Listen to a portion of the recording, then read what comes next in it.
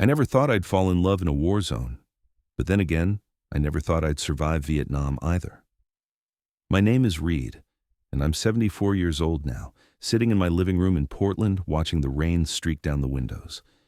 The man sleeping in the recliner across from me, his reading glasses still perched on his nose, a book open on his chest, is the reason I'm still here to watch the rain at all. His name is Luca, and this is the story of how a foxhole in the Central Highlands became the place where I learned what love really means. It was 1968 when I met him. I was 22 years old, fresh out of basic training, terrified out of my mind, and trying desperately not to show it. They assigned me to Charlie Company, and that's where I first saw Luca. He was 23, had been in country for 8 months already, and had this way of moving through the chaos like he'd found some kind of peace with it. Dark hair, darker eyes, and this quiet confidence that made everyone around him feel just a little bit safer. I remember thinking he was the most beautiful person I'd ever seen, and then immediately pushing that thought down so deep I could pretend it never existed. Back then, you didn't think things like that. You couldn't. Not in the military, not in 1968, not when you were already fighting one war and couldn't afford to fight another one inside yourself. So I buried it. I focused on staying alive, on following orders, on making it through each day. But Luca had this way of looking at people, really looking at them, like he could see past all the armor you wore, and he kept looking at me. We got paired up for night watch about 3 weeks after I arrived. Standard rotation, nothing special, just 2 guys sitting in the darkness at the edge of camp, listening for movement in the jungle, trying to stay awake. The first night, we barely spoke. I was too nervous, too aware of him sitting just a few feet away. But the second night, he started talking. Not about the war, not about home exactly, but about small things. The way the stars looked different here. How he missed the smell of coffee, real coffee, not the instant stuff we got. How he used to work in his father's garage in Brooklyn, and the sound of rain on the metal roof was the most peaceful thing he'd ever known. I listened to his voice in the darkness, and something inside me started to unknot. By the 4th night of watch together, I was talking too. Telling him about growing up in a small town in Oregon, about working at the lumber mill every summer, about my kid sister who wrote me letters full of news about absolutely nothing important and absolutely everything that mattered.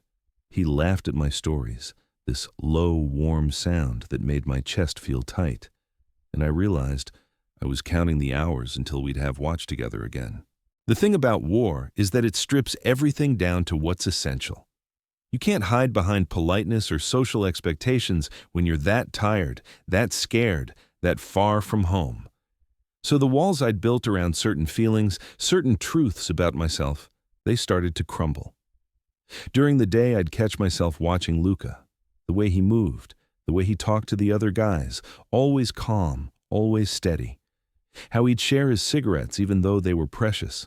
How he'd put his hand on someone's shoulder when they got bad news from home. And somehow, that simple touch seemed to hold people together. And at night, during our watches, we kept talking. Deeper things. He told me about the guy he'd loved in high school, a secret he'd kept buried until the jungle dark made it possible to speak. He said it quietly, like he was testing the words, testing me. My heart was pounding so hard, I thought he must be able to hear it. I remember the weight of that moment, the trust he was placing in me, and how I wanted more than anything to be worthy of it. I told him I understood. I told him about the feelings I'd had, the ones I'd never named, never acknowledged. And in the darkness, I felt his hand find mine, just for a moment, just long enough for everything to change. After that night, we were different. Not obviously, not in any way the other guys would notice. We were careful, we had to be. But during our watches, we'd sit closer. Our shoulders would touch.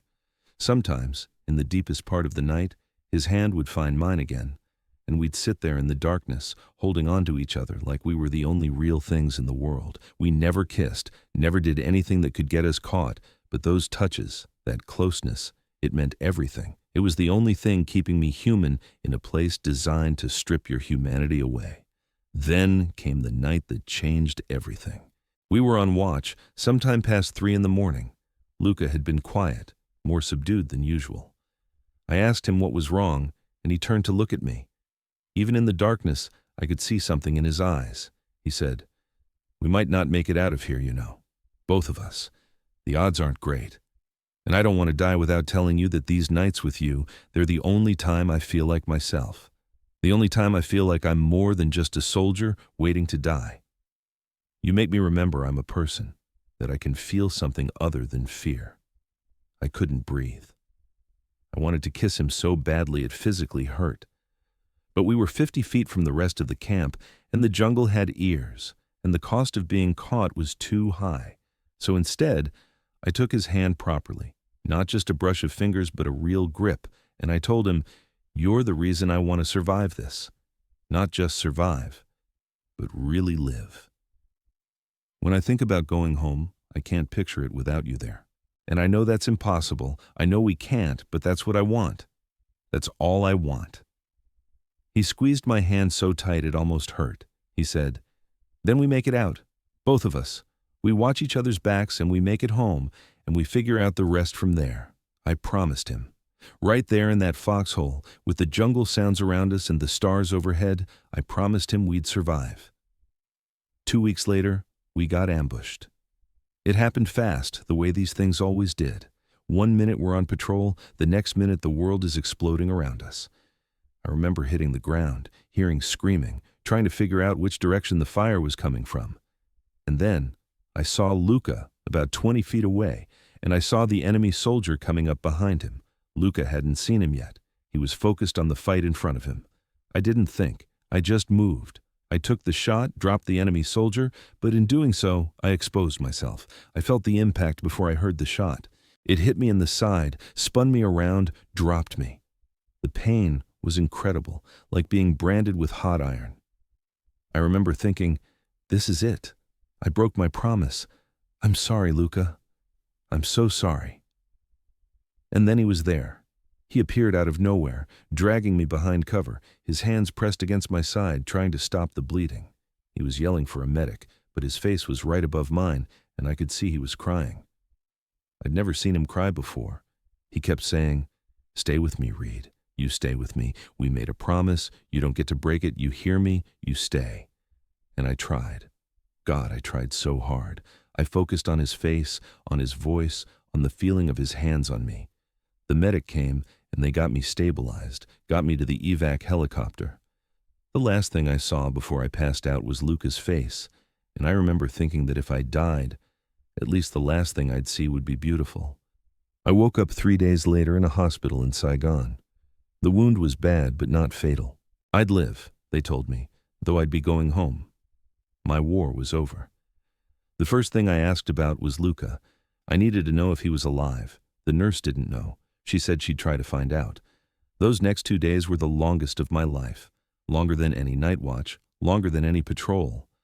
I lay there in that hospital bed, and all I could think was that I'd saved his life, but I might never see him again, might never know if he made it out. Then, on the 3rd day, a guy from my unit came to visit. He told me Luca was alive. More than alive, he was fine. And he was trying to get permission to come see me. It took another week, but he came.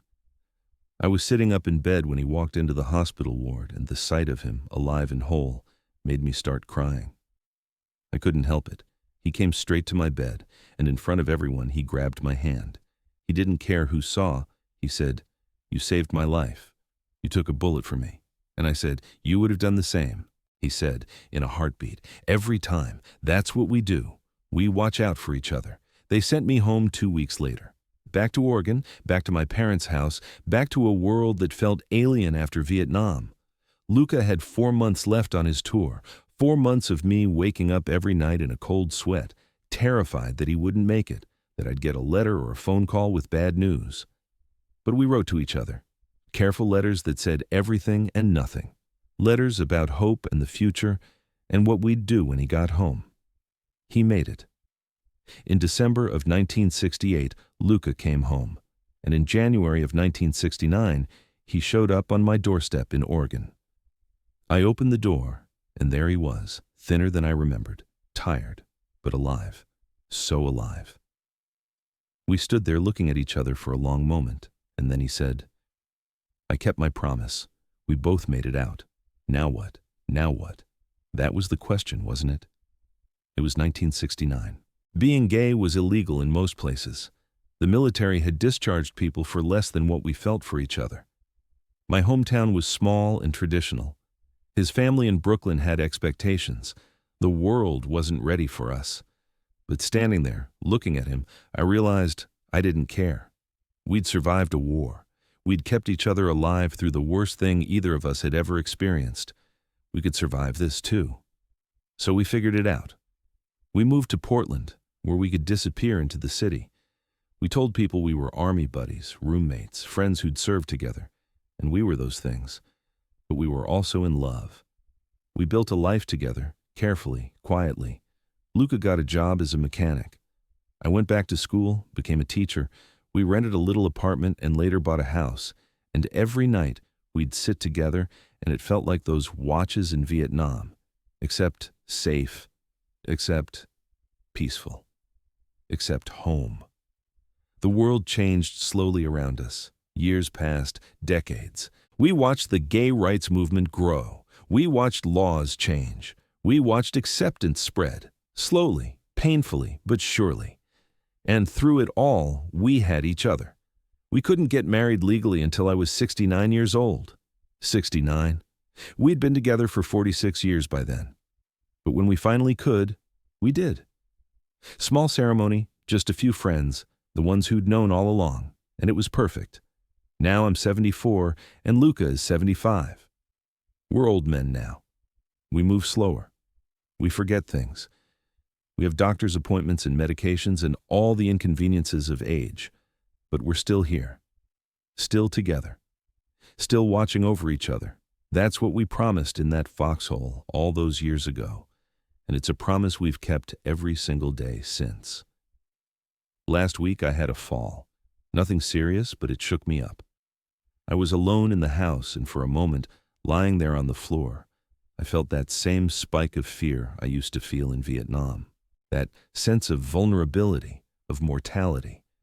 And then Luca was there. He'd been out getting groceries, and he came in to find me on the floor.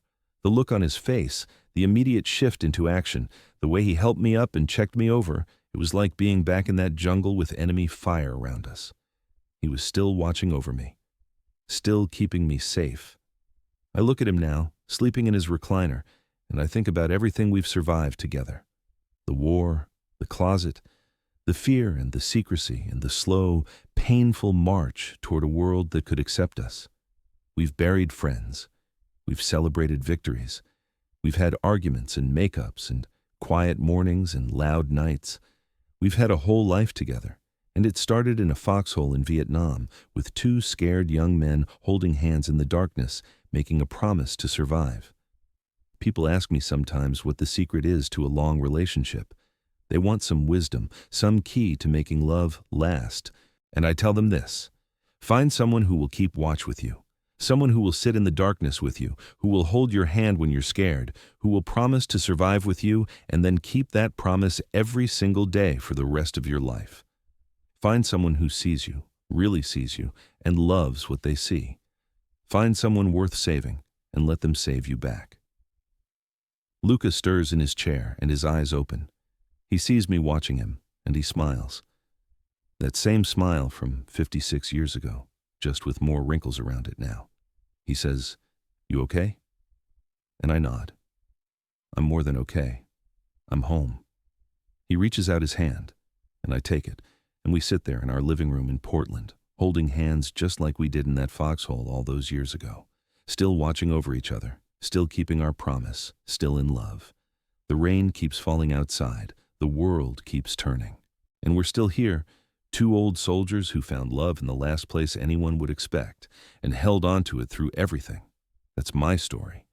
That's our story. And I wouldn't change a single moment of it.